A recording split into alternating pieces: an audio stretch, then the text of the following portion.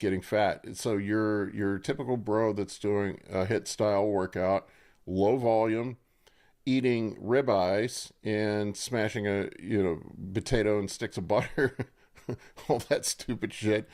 They take insulin and then they wonder why they get fat. Well, no shit, motherfucker. You're not training with enough volume to actually have the benefits of the increased GLUT4 transport and glycogen synthesis that you're going to get from the increased insulin use and carbohydrate intake.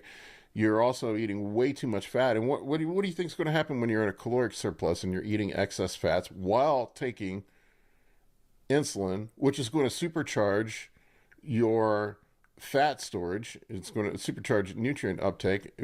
You're just going to end up in a state where you're going to just get fucking fat. And it's more so not a problem with the insulin. It's how dudes train.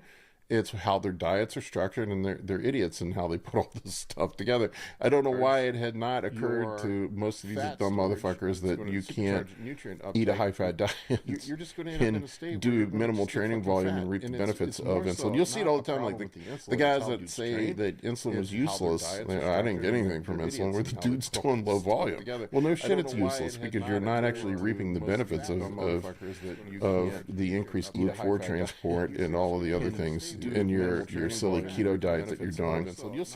Look, if it works for you, I like poking fun at the keto and carnivore guys, but I do occasionally put people on low carb, high protein, higher fat diets.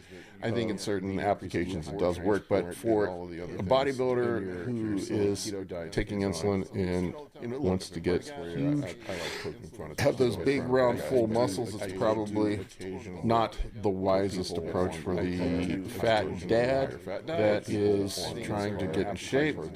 Yeah, no, it's better than probably the shit diet that you were eating before. And just some things to keep in mind with insulin.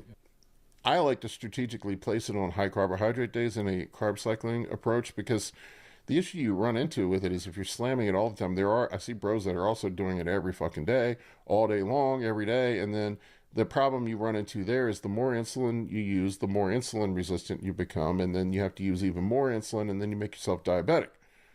So that also can be an issue as well. So I like to strategically pick a couple days a week where we push the carbohydrates really high, and I use insulin on those days to leverage the benefits from it, and I make sure that my training has sufficient volume to reap the benefits of the increased GLUT4 transport. I know Milo Sarchuk does giant sets and things like that, but it's just more volume at the end of the day.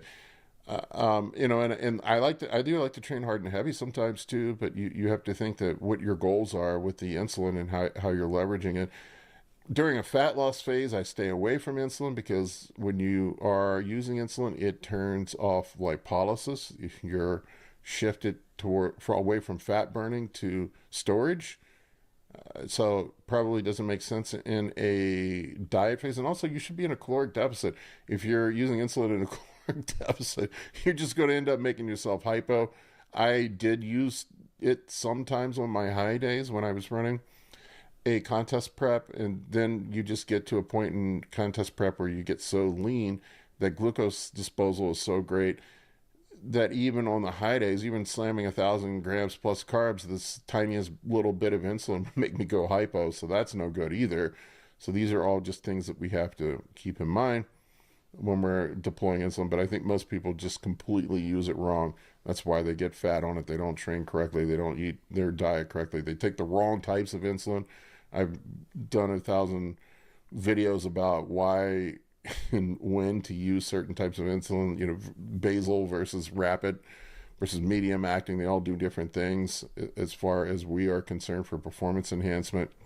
I'm not going to go into that now, but you can see some of my older videos for that. All right, next question here is from Westside Aaron.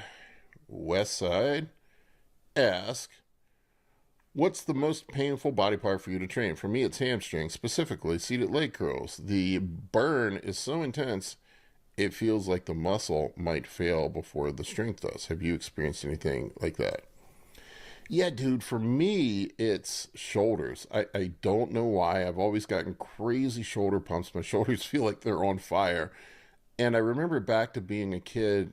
I grew up in the country. You know, we did country things. We stacked hay. We you know, had to split wood and things like that. And I remember my dad making me stack hay and split wood when I was a kid, and my shoulders would be absolutely on fucking fire. And I'd be complaining to my dad. I'm like, Dad, I can't do this. I need a break. And my dad's answer would be, "Don't be a pussy." That was his answer for everything growing up. And I didn't know what the hell was going on. I thought something was, I was hurting something. I thought I was hurting myself, and I had no idea what I was feeling was the burn and pump from using my delts. It's probably why my delts have always grown easily. They're one of my body parts that seems to excel as far as getting bigger, and that's what I found is that dudes that have these body parts where it's easier to get a pump or a burn, that they fail. You hit this pain threshold before you actually fail. Those are usually the body parts that grow the best for you. For whatever reason, I am delt dominant. My delts kind of will take over and overpower everything, even on arm curls, even bench press. Like when I was doing bench press, my only thing that happened to me with doing flat barbell bench press is my front delts just got absolutely massive. It was all front delts for me. And, you know, and same thing with pull downs. Like I noticed doing pull downs and barbell rows, my rear delts got massive. I guess it's a good problem to have because a lot of people have a hard time growing delts. But that, for me, that's the body part that screams at me the most, that gives me the most pain when I'm in training. And I'm sure most people will not say deltoids is the muscle that gives them the screaming pain. But for me, it's delts. I think most people, it's legs. I can fucking hammer my legs and my legs don't you know, they burn, but they're not like my delts. My delts seem to be the Stream ones that settings. yell at me the most. Basic. All right, next End question live here is from video if Christopher stream E. stops. He asked, "Are there any Comments. downsides to running Send growth and hormone receive year-round? comments I'm during your following live. your cycle guide Live gifts. and planning Allow 10 viewers to units send gifts during your per day live. on a bulk and 5 units on a Audience cut and 10 controls. units on a rebound. This live is and limited 2 to those units aged while 18 years cruising. and older. Super fan I ran subscriptions. growth hormone continuously Super for fan like only 8 fucking chat. years. I never stopped Super using fan it. Now only I did live. up and lower the Only doses. super fans can watch this live. We have a lot of data on growth hormone. I feel like I've beat this one into the ground, and there's growth hormone questions on every episode. But growth, a lot of misinformation out there about growth hormone. If you go and look at the long-term clinical use data, the FDA has it available for Serostem. It's out there. I'm sure for genotropin too, but Serostem is probably the most relevant one.